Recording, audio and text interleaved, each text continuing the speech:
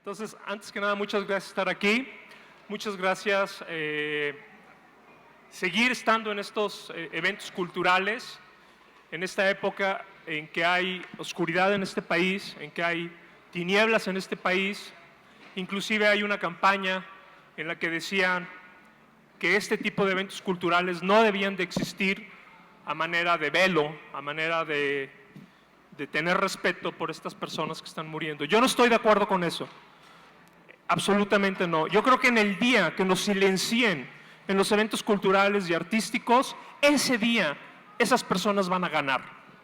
Entonces, sí a estos festivales, sí a estas fiestas, sí a seguir leyendo en libertad, como dicen, disfrutando en conjunto en libertad. Bueno, pues, qué buen presentador tengo, Paco Ignacio Taibo. Hagenbeck es novelista de lo que se llama espectro amplio.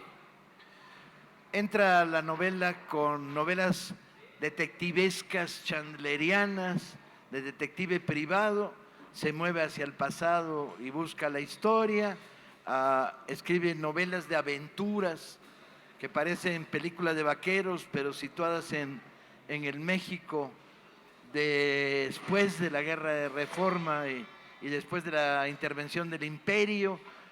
Practica la fantasía y la ciencia ficción, escribe novelas sobre gangsterismo norteamericano traspasado a los espacios mexicanos, y ahora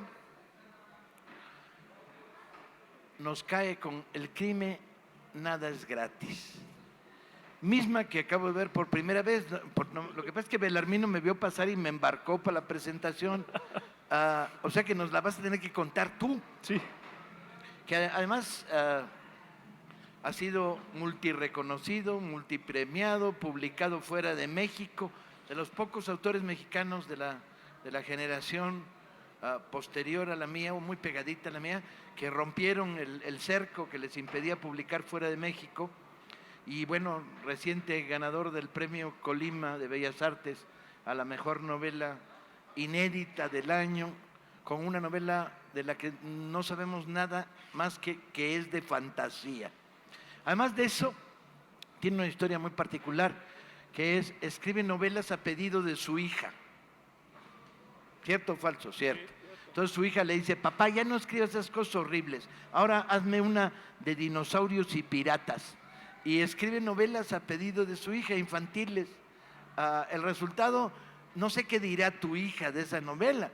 No, ¿sabes cuál es el problema? Que ya encontró a Pancho Hinojosa y al Fisgón. Entonces me dice: no, tus novelas no están tan buenas, escribe como Pancho Hinojosa o dibuja como el Fisgón, porque no eres tan bueno. No, la dictadura de los hijos es peligrosísima, es peor que la dictadura de los editores, man. Entonces, en El crimen nada es gratis. ¿Qué traes ahora? ¿Qué es esto? ¿Por dónde te saliste? Después de haber hecho La primavera del mal, la novela que publiqué en Suma de Letras, a lo mejor alguien ha oído hablar de ella, que es un recuento del origen del narcotráfico de 1920 hasta 1960, inclusive desde antes, desde la llegada de los primeros chinos en México, con la construcción de las vías del tren en el porfirismo. Ellos son los que trajeron realmente el cultivo de la amapola. Esta historia que me costó prácticamente 3 años de mi vida, inclusive irme a vivir un tiempo a Estados Unidos para encontrar documentos que desde luego aquí no íbamos a comprobar que Miguel Alemán y Abelardo Rodríguez eran narcos, o Maximino Ávila Camacho. Digo, era lógico, ni modo que fuera al PRI y preguntaran: oigan, perdón, ¿tienen documentos de si sus antiguos presidentes eran narcos? Entonces me costó mucho trabajo, fue muy desgastante, y también pasé por un problema físico duro del riñón, y motivado por el hermano de Paco, de Benito, me decía: es que cuando estás deprimido hay que escribir cosas felices, cosas contentas. Y siento yo que la literatura en México ha sido muy solemne últimamente. Bueno, no últimamente, siempre. A excepción de, realmente aprendí de Paco el humor, que es maravilloso. Quería escribir una novela negra con mucho humor, muchísimo humor. Hacer casi un homenaje a Jorge Ibargüengoitia, donde realmente la historia, les soy sincero, me valiera un pito, no hacer nada de investigación de historia, no preocuparme inclusive de ponerla en un lugar. Es una película, es una novela tipo Tarantino, Goodrich, llena de humor, cargada de humor, y fue muy liberadora. Aparte, grosera, machista, poco políticamente correcto, tanto que mi esposa llegó a la página 30 y me dijo, ¿sabes qué? Son demasiadas leperadas, hasta pareces Trino y Gis. Entonces, pues fue muy liberador y muy divertido, la verdad, para mí fue muy divertido escribir esta novela, donde mezclo todo lo que me gusta, la novela negra, desde luego, las películas de Tarantino, Robert Rodríguez y Goodrich, que se me hacen fantásticas, el humor de Jorge Ibargüengoitia, el humor lépero que tenemos los mexicanos. ¿Se han dado cuenta que hablamos con más groserías que palabras de las que decimos? Decimos más groserías que palabras, nunca he entendido eso. Pero aparte nos entendemos muy bien, entonces lleno de groserías. Y novela negra fuerte, porque la novela negra es la novela del crimen. Entonces, pues de esto va. Y comenzando con un chango con sobredosis de cocaína, que es lo que desata todo, y es también un homenaje a la Divina Comedia. Entonces eso, a la Divina Comedia, son bandas que tienen los nombres de los círculos del infierno, los glotones, los lujuriosos, y cada uno son bandas distintas, la mafia rusa, la mafia africana, los santeros de Culiacán, las prostitutas de Checoslovaquia, que yo no sé por qué aquí en México todas las prostitutas son de Checoslovaquia, las de alta sociedad, todas se las traen de Checoslovaquia o de Serbia, y todas viven en la San Miguel Chapultepec. Entonces, les recomiendo que se den una vuelta a los Oxxos, porque no manches, qué vistas hay en los Oxxos, están guapísimas todas viven ahí.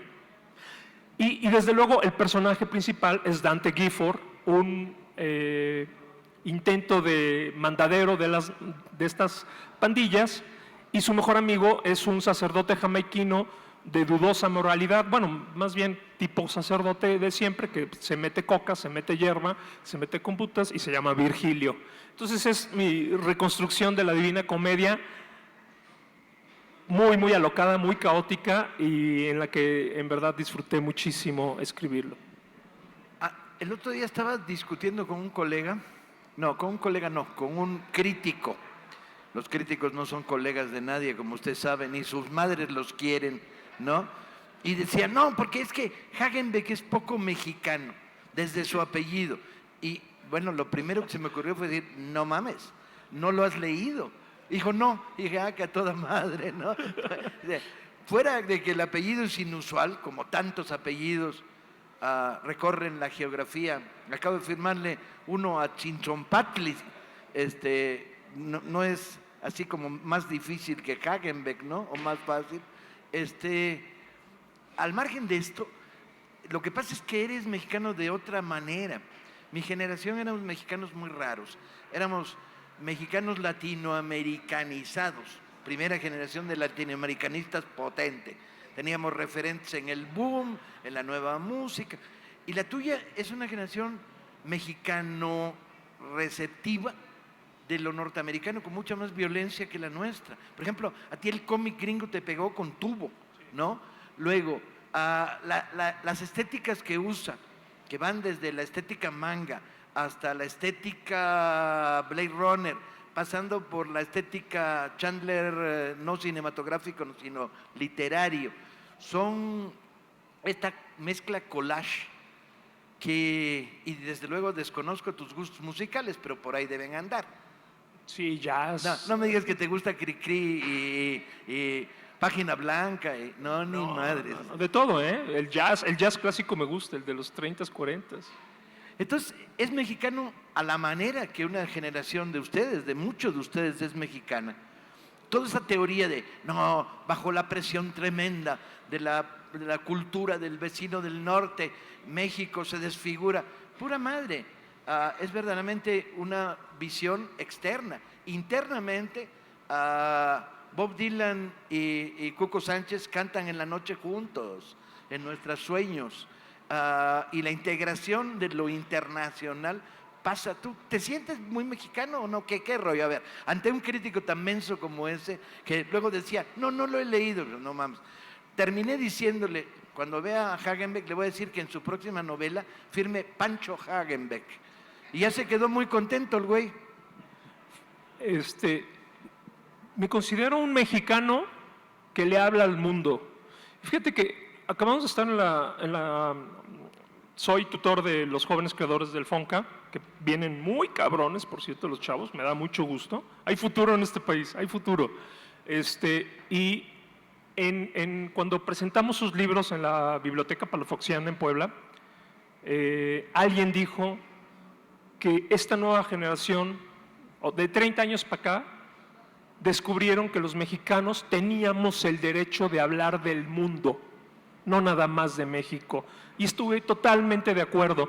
Por cierto, el primero que me aplaudió cuando lo puse en internet fue Pedro Ángel Palau, que es de esas personas que ya hablan del mundo, de cualquier cosa. Puede hablar del Vaticano, puede hablar de los guetos, y él sigue siendo muy mexicano. Entonces, sí soy un mexicano que hablo al mundo, y eso es lo que yo creo que nuestra generación está haciendo, y la verdad me siento muy orgulloso.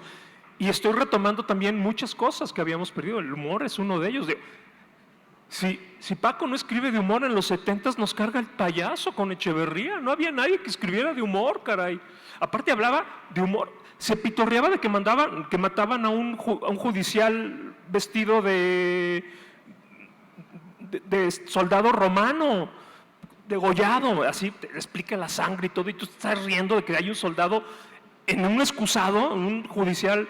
Ese tipo de humor lo habíamos perdido totalmente ante casualmente lo que estamos viviendo ahorita, esa crudeza, esa oscuridad que teníamos. El humor es muy importante en México y no lo vemos reflejado en las letras.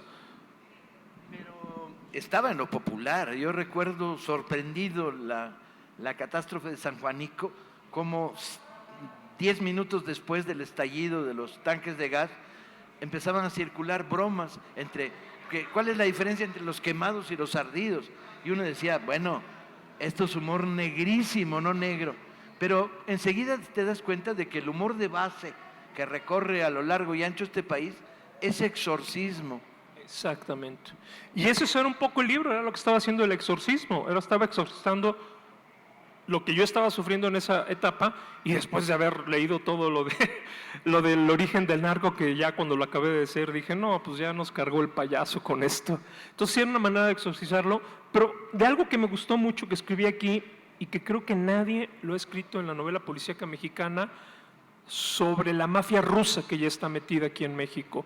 Es muy importante la mafia rusa. Tuve oportunidad de platicar un poco con Petros en Buenos Aires, y él decía que la mafia rusa es de los que están dominando el mundo. Hay lo que era la mafia italiana, hay varios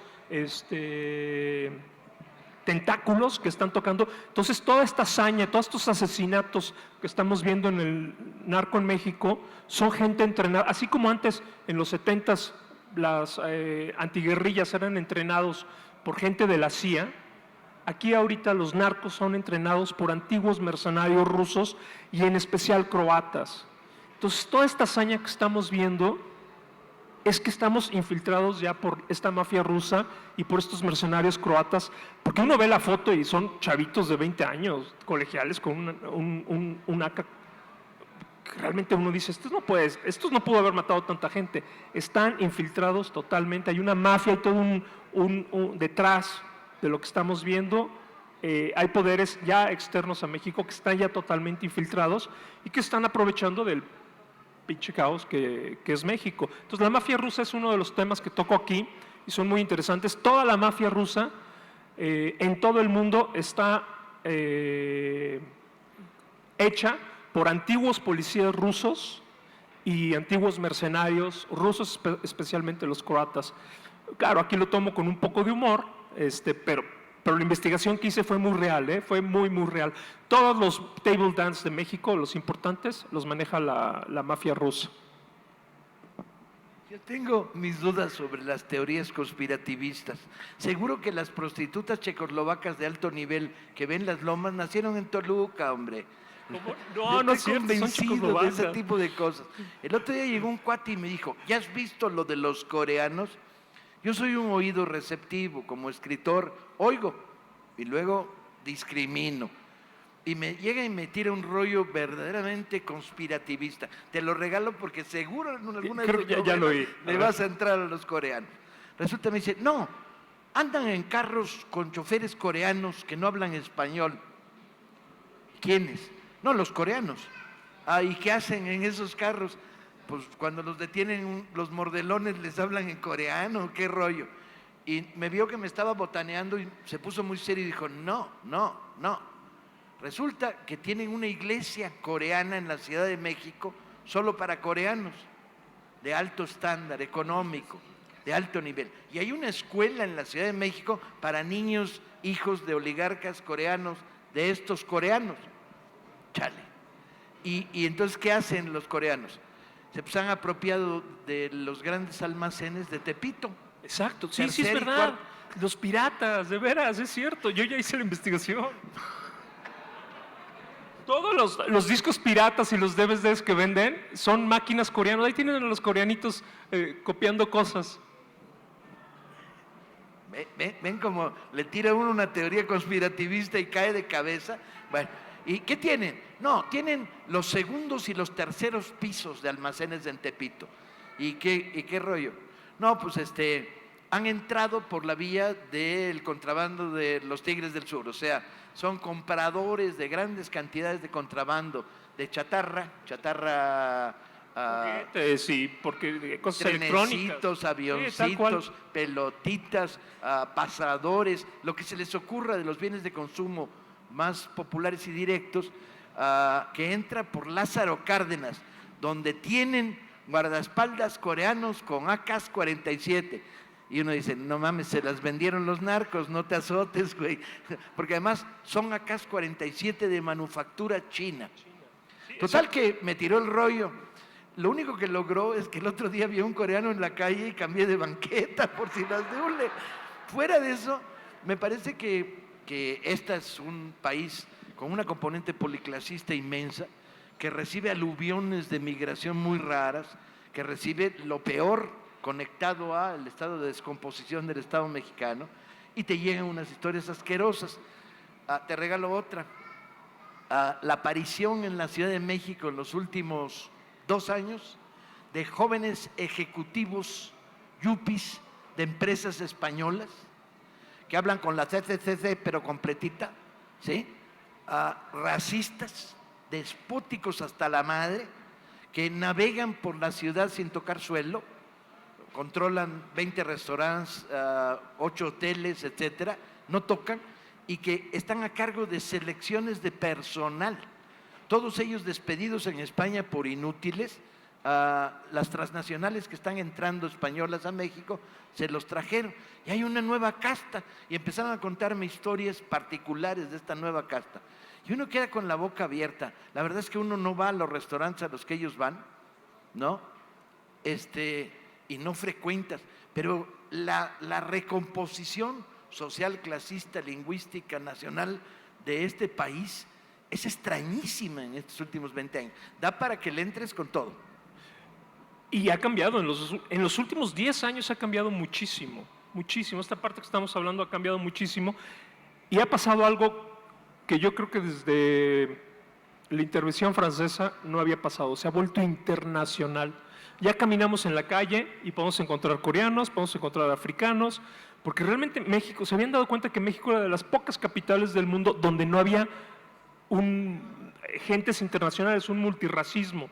En casi todas las ciudades importantes hay encuentros de todo tipo de gentes, inclusive en Buenos Aires. En Buenos Aires es muy sorprendente la cantidad de razas y de idiomas que uno puede escuchar caminando por la calle. En México no, realmente todos somos los que sufrimos a este pinche gobierno parejitos, ¿no? Ahí sí éramos todos de la perrada, pero no, ahorita, sobre todo en la ciudad, si están caminando se van a encontrar con chinos, se van a encontrar con japoneses, se van a encontrar con, nada más oigan, y van a empezar a oír nuevos nuevas idiomas en la calle. Y esa es la recomposición, en especial de la Ciudad de México y del norte del país, que me he encontrado también con gente rarísima. La otra vez me encontré con un grupo serbio, y yo decía, bueno, en Hermosillo, ¿a qué vienen los serbios a invertir en Hermosillo, no? Si de por sí Serbia está pinche, ¿para qué tienen que ir a Hermosillo, que está peor de pinche, no? Eso te invita a un fenómeno muy chistoso que tú practicas con singular alegría, que es tomas la realidad, la inventas y la devuelves para que parezca realidad. ¿Me equivoco o no me equivoco? Sí, más o menos.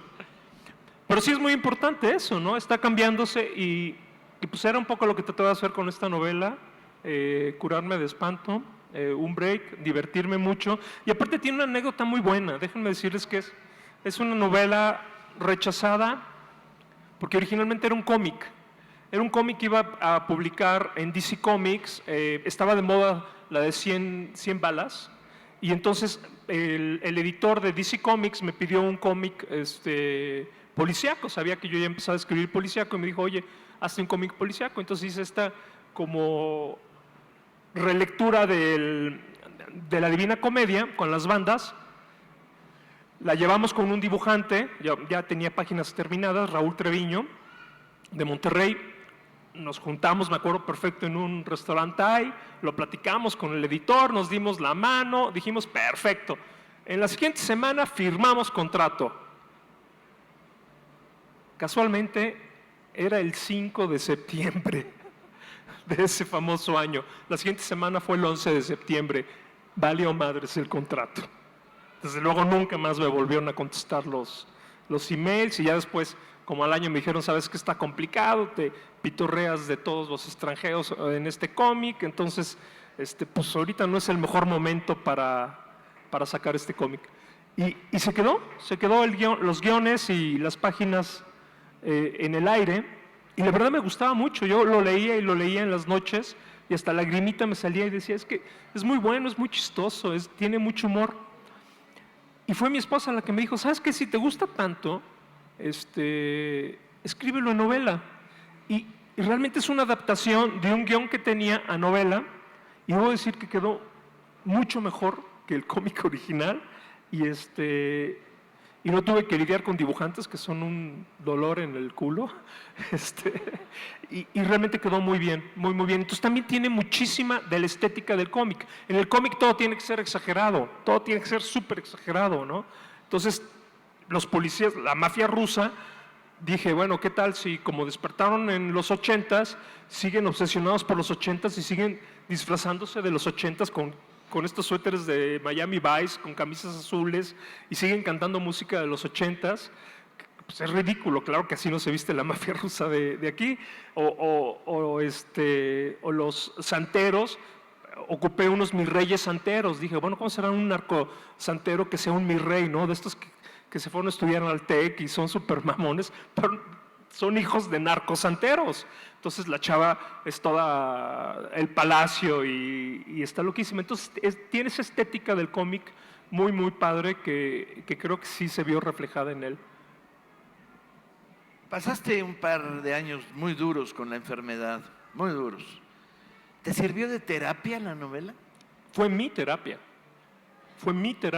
En la parte más oscura de mi enfermedad sí necesitaba, no, pues imagínense, si me pongo a escribir poesía o canciones de Arjona, pues me corto las venas. Entonces, sí sirvió para mí levantarme, divertirme. Algo que aprendí es, si escribes humor y no te ríes de tus propios chistes, la gente no se va a reír. Entonces yo me reí, estaba escribiendo y me estaba riendo solo. Y es un placer reírte de tus propios chistes, porque cuando ya lo ves escrito, ya no es tuyo, ya es de alguien más, no tuyo. Entonces estás leyendo un chiste que tú se lo diste a la computadora y que la computadora te lo está regresando. Es una cosa muy extraña y me sirvió muchísimo. Nunca lo había sentido así, que en el momento en que ya lo pones en palabras, tus pensamientos dejan de ser tuyos. Es más, deja de ser tu voz la que te está dictando. Ya hay un proceso atrás. Y me sirvió mucho hacerlo. Y encontré algo que pensé que no tenía por ser alemán, que es humor. Porque dicen que el libro más corto en Alemania es el análisis del humor alemán, que creo que nada más tiene el título y la contraportada. Y ya que es lo mismo que la cocina inglesa, que también tiene título y portada, y Moral y Justicia en México, que también nada más tiene título y portada. La nueva novela, ¿puedes contar algo sin estropearla? La que ganó el premio. Sí, desde luego es... Si no puedes, no hay bronca. No, sí, es que es difícil de platicarla. La definieron como novela posmodernista. Es una novela extraña, biográfica, que también la escribí en esa etapa de la enfermedad. Creo que tenía que hacer una reflexión de mí mismo, de quién era. Digo, de entrada está platicada por un escritor de cómics. Creo que es la primera novela en México que el personaje principal es un escritor de cómics, que tiene que regresar a su pueblo porque su papá se está muriendo y a enfrentar su pasado. Y en este caso el pasado no nada más es la familia descompuesta, sino también que él estaba seguro que sus vecinos, unos viejitos, eran dioses retirados, dioses de otras culturas que como los retirados que se retiran a vivir a una playa y que empiezan a mover el pueblo para que haya sacrificios en su honor. Claro, esa es la mentalidad de él, el chavo. Entonces tiene que regresar, tiene que reencontrarse y ver si realmente lo que él imaginaba era verdad o no. Entonces es una historia extraña, muy personal, habla con los muertos, tiene toques de Murakami, pero sobre todo tiene muchos toques de Neil Gaiman y muchos toques de Ramsden Campbell, el escritor de terror. Sobre todo yo creo que un homenaje a esos dos escritores.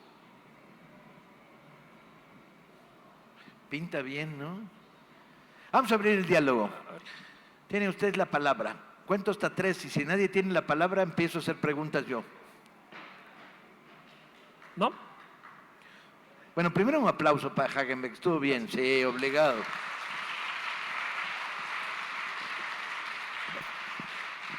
Voy a hacerme publicidad porque la verdad están muy baratos mis libros. Están prácticamente casi todos bueno, no todos, pero sí muchos.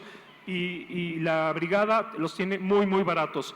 Está Aliento a Muerte a 30 pesos, que como dijo Paco es un western, pero ubicado en el Segundo Imperio. Para mi gusto, la mejor novela de Hagenbeck, es muy sólida, muy sólida. El personaje central es fascinante y el pueblo es sorprendente que te inventaste. Que es de derecha, repleto de chivos, man. Sí.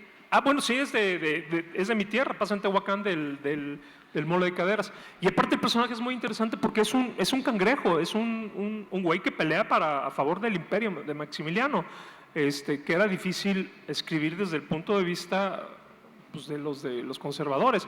Bueno, que era imposible que fuera chinaco y republicano siendo de Puebla, ¿verdad? Pero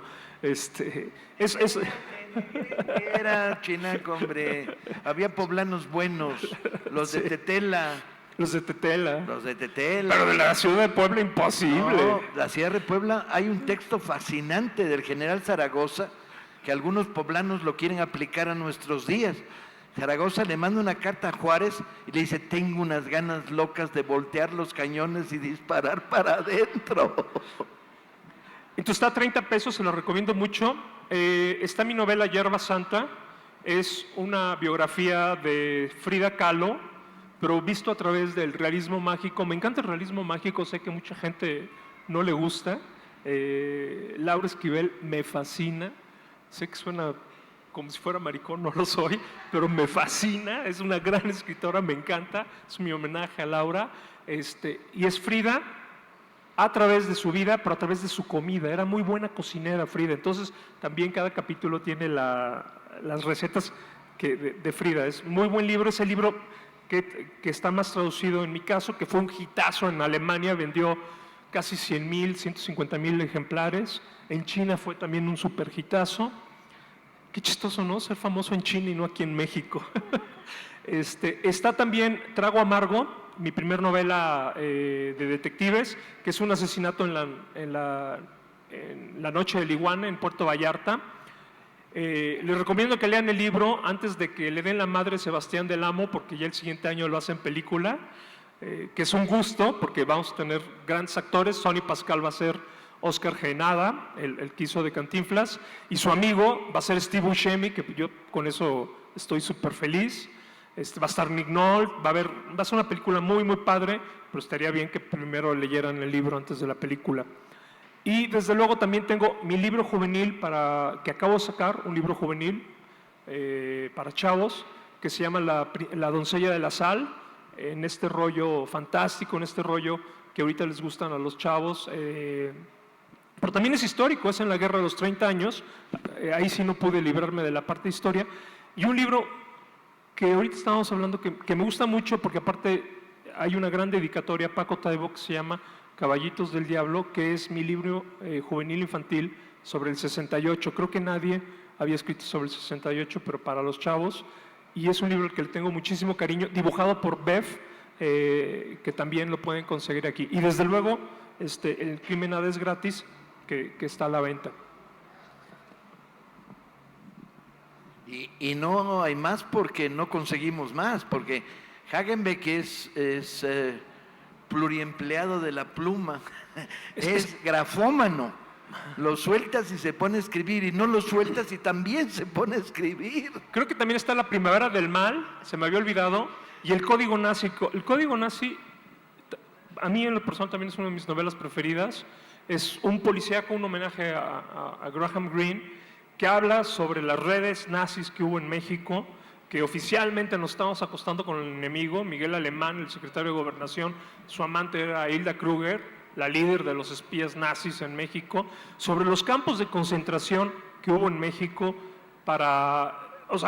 los alemanes ojetes, eso sí estaban chupando con el señor secretario, pero los marinos, los los pobres marinos mercantes italianos y mi abuelo en Veracruz estaban en Perote, estaban en un campo de concentración en Perote. Los japoneses igual estaban en un campo de concentración en Jutepec, y los italianos estaban en un campo de concentración en Córdoba. Entonces de eso también hablo, y desde luego de la labor titánica de personas olvidadas como Gilberto Flores, al que deberían de ponerle una escultura en cada puto país, porque fue de los pocos generales, de las pocas gentes humanistas que ha tenido México, un gran personaje. Y para que se enteren de él, compren el libro o vayan al Museo de la Tolerancia, donde hay una sala especial para él. Entonces también estos dos libros están ahí. Sí. Quisiera saber qué puntos tomas en consideración para, como adulto, escribir para jóvenes y para niños, sobre todo en una cuestión como los temas sociales. ¿Qué consideraciones tener? Para escribir como adulto literatura juvenil infantil. No tratarlos como pendejos. Eso es lo primero que me digo. Son inteligentes, son iguales a mí, pero con menos experiencia. Saben lo mismo que yo, o comprenden lo mismo, pero a lo mejor no saben todo. Ellos creen que saben todo, esa es la diferencia. Pero nunca tratarlos de aleccionar. En el momento en que huelen un poquito el aleccionador, te dejan el libro. Entonces, sí, lo que trato es hablarles al tú por el tú, como si fueran adultos. Alfonso Mateo Sagasta me platicó algo que dice que había que explicarles un poquito más, porque nosotros ya tenemos los contextos históricos, que ellos a veces lo tienen. Entonces nada más hay que explicarles más el contexto histórico, el contexto de por qué vienen ciertas cosas, y nada más. Ellos mismos lo consumen y son muy buenos lectores. No hay nada que más gusto me da que andar por la calle en el metro y ver a las chavas, sobre todo las mujeres, son las que leen mucho, con esos librotes de 600 páginas, pero que no lo sueltan para nada. Bendito Harry Potter que nos trajo tan buenos lectores. Bueno, tú hace rato estabas hablando de Neil Gaiman, por ejemplo, de DC Comics, y por ejemplo tienes también el trabajo de El Diablo me obligó, que es un derivado de un cómic de Operación Bolívar de Edgar Clement, que estuviste ahí. Para muchas personas tal vez se le hace un poco raro que estemos hablando de cómic en una feria de libro, porque incluso es considerado como una forma de expresión muy menor, inferior a la literatura. Y sin embargo, pues también en la novela negra hay grandes referentes pues dentro del cómic, ¿no? Como lo son Sin City, como son The Spirit, y esta mezcla rara que hizo Frank Miller a la hora de entrar con Marvel, ¿no? ¿Cuál es tu opinión respecto a esto? Y también como, incluso se dice que Alan Moore, cuando trató de dar el salto a escribir a literatura, pues le fue bastante mal. Sin embargo, pues tú lo haces a la par, ¿no? Andas saltando de DC, incluso creo que hasta hiciste algo para Superman, junto con Oscar Pinto. Sí, así es. Y pues regresando a la novela negra, ¿no? No, la parte que nos toca, una feria del libro seria hoy, en cualquier parte del planeta, tiene que incorporar el cómic. El cómic es una de las narrativas más interesantes que se están generando a escala planetaria. Hay que ser muy analfabeta funcional para decir, no, eso es para niños, eso es adolescente. De veras, no se puede vivir sin tener una cultura de cómic seria. El cómic es fascinante. En esta feria tuvimos el problema, anduvimos buscando qué escritores de cómic y teníamos un problema más grave, que teníamos que hacer coincidir autores con libro publicado, porque si no es la muerte, un autor sin libro, pues es el vacío. Y no lo logramos bien en esta feria, pero prometemos que en las próximas el cómic tendrá una presencia muchísimo más fuerte. No estoy de acuerdo. Bueno, tú tampoco estás de acuerdo conmigo, seguro. El cómic en México, ya institucionalmente, es una obra literaria. En el momento en que incluyen narrativa gráfica en el Sistema Nacional de Creadores y en el sistema del apoyo del FONCA a jóvenes creadores, inclusive hay premios pagados de Bellas Artes para narrativa gráfica, lo están aceptando como un medio de literatura. Y déjame decirte que las personas que lo han ganado están bien cabronas, bien cabronas. Soy tutor, para mí es un gusto haber estado apoyando, estado peleando para que lo logren, y sí lo están haciendo. De la otra parte que decías que de algunos autores de cómic que han dado el salto a la literatura y no lo han logrado. Fíjate que sí, muy pocos. Creo que Gaiman lo logró muy bien.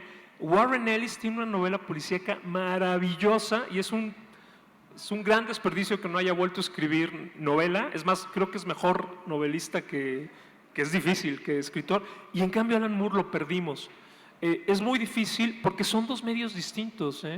No es lo mismo escribir un cómic que escribir una novela. Y pasa al revés. Cuando escritores ya consagrados tratan de hacer cómic, es como la receta de cocina, hacen un desmadre que no quieres ni voltear a ver la cocina. Pero lo llevas a cualquier esquina. ¿Cuántos buenos novelistas han hecho guiones de cine? Estás hablando de géneros que tienen lenguajes propios y es muy difícil la transición, muy difícil. Pero muy difícil. Y el inverso, pasar de un género a otro no es nada fácil.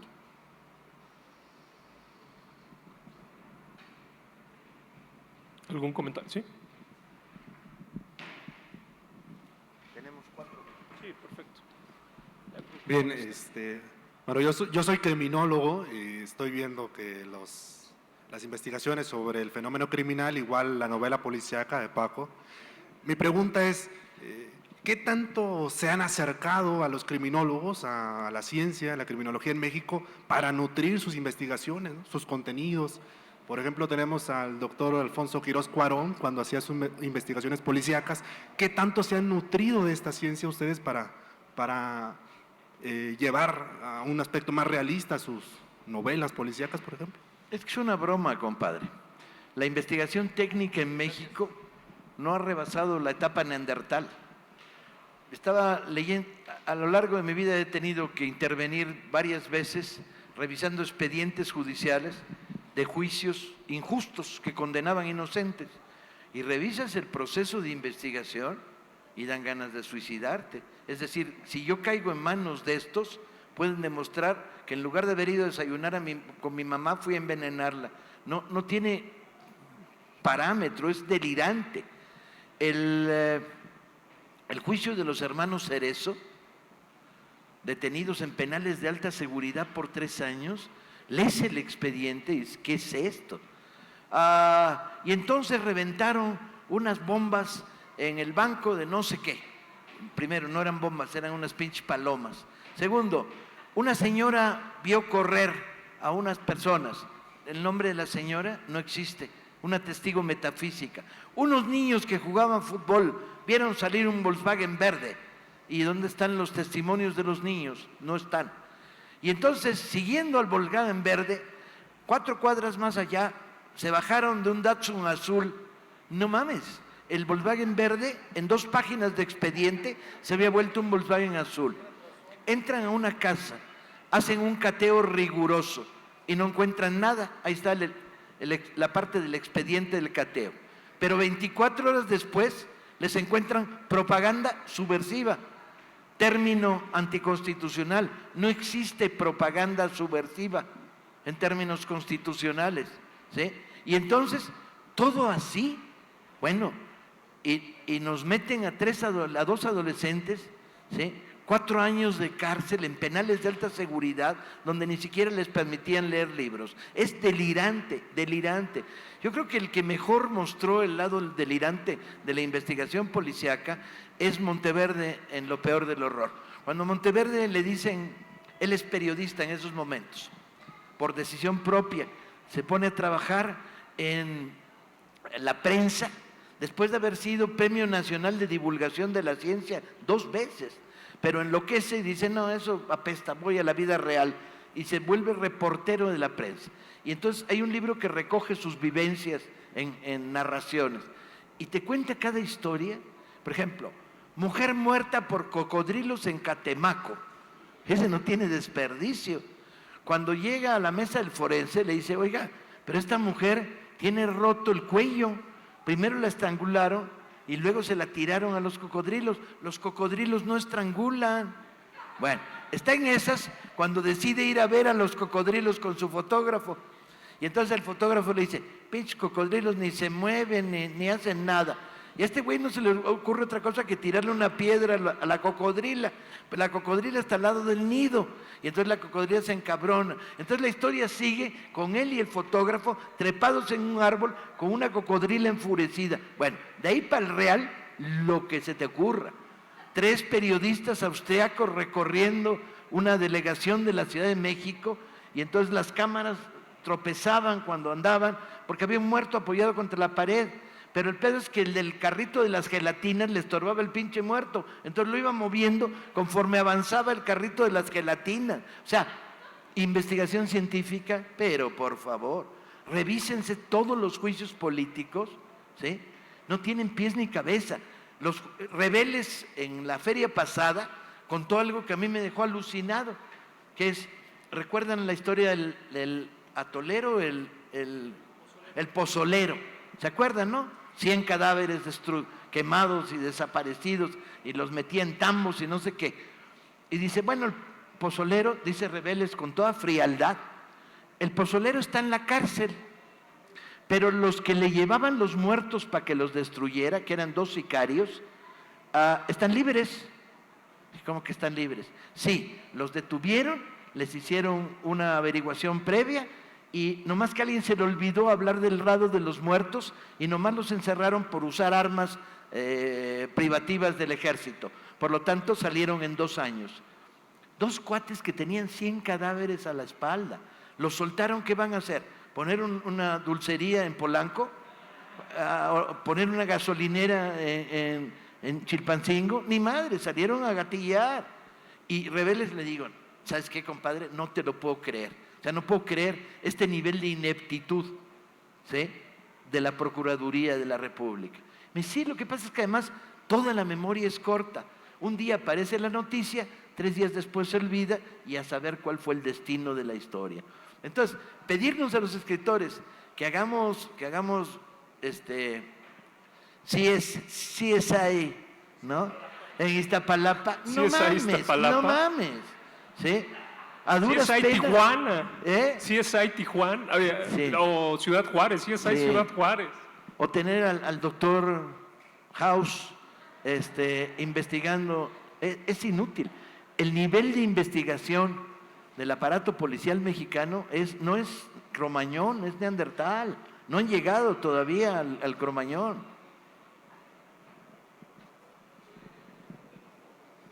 Bien. Pues muchas gracias a Francisco Hagenbeck, que va a estar... Muchas gracias a ustedes.